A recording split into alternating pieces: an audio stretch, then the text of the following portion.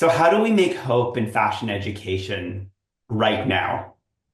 That's the question I've been sitting with. Not hope as a feeling, but as something we do, something we make through teaching, through community, through action. I'm a white man wearing a denim cap and glasses that frame my eyes in a sharp curve. And I'm joining you today from the territory of the Huron-Wendat, Anishinaabe, and Haudenosaunee peoples.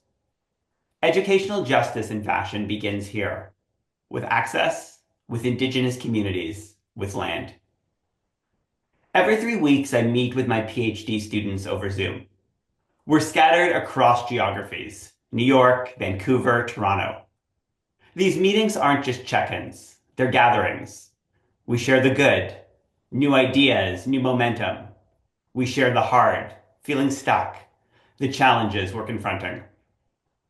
Last week, we gathered again. One student shared her reflections after a recent research trip. She asked, should I start by writing before I begin making? Or should I organize my photos, write poetry, take time to reflect? And then she paused. Does that even make sense? Another student responded, if it makes sense to you, it makes sense. That phrase stayed with me. In that moment, we weren't just talking about what comes next in the creative process. We were holding space for doubt, for nonlinear creativity, for honoring intuition, and we were doing it together. What began as uncertainty became affirmation. What began as anxiety became momentum. What began as stuckness became possibility. That was a moment where hope was made. And that's where I begin this provocation. Here are two things I know to be true about fashion education. First, fashion education is a site of hope.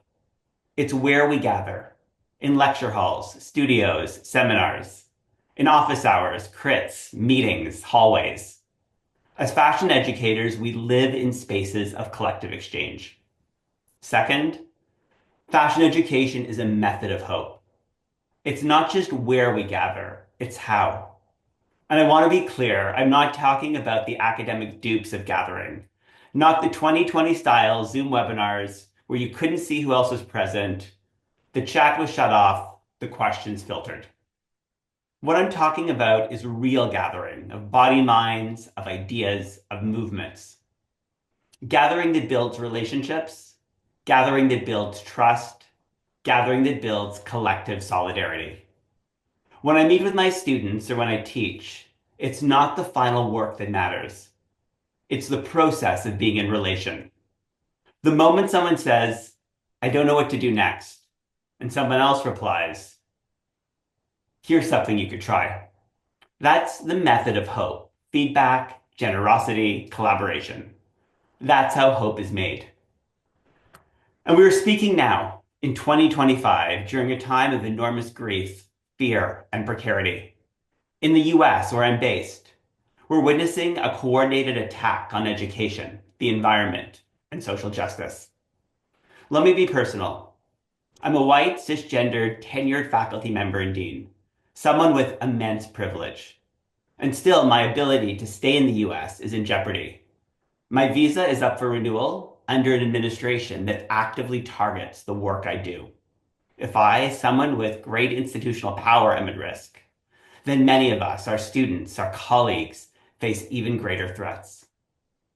So let us be clear, hope is an intentional act. It is the work of creating a present that fosters a more just world. And in fashion education, we make that real in our teaching every day.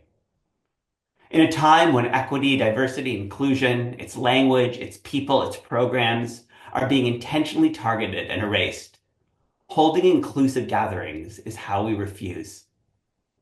So let me return to the question I asked at the beginning. How do we make hope in fashion education right now? We already gather. That is what fashion education is. So how do we use that gathering with greater intention? When universities ban the teaching of trans lives, Black American histories, and colonialism, how do we still center these truths in the ways available to us? When international students face arrest and deportation for peaceful protest? How do we show up for those who are living in fear? When funding is stripped away from students and particularly disabled students, how do we create more access, more flexibility? And how do we imagine education beyond the university itself? These are not questions you must answer alone. These are questions we can answer together. By sharing space, by exchanging resources, by listening with care, by making hope. Which brings me back to my students' words. What makes sense to you makes sense. And when we say that to each other, especially as we struggle to find our way through this time, that is hope. Hope that gathers, hope that holds, hope we must make together.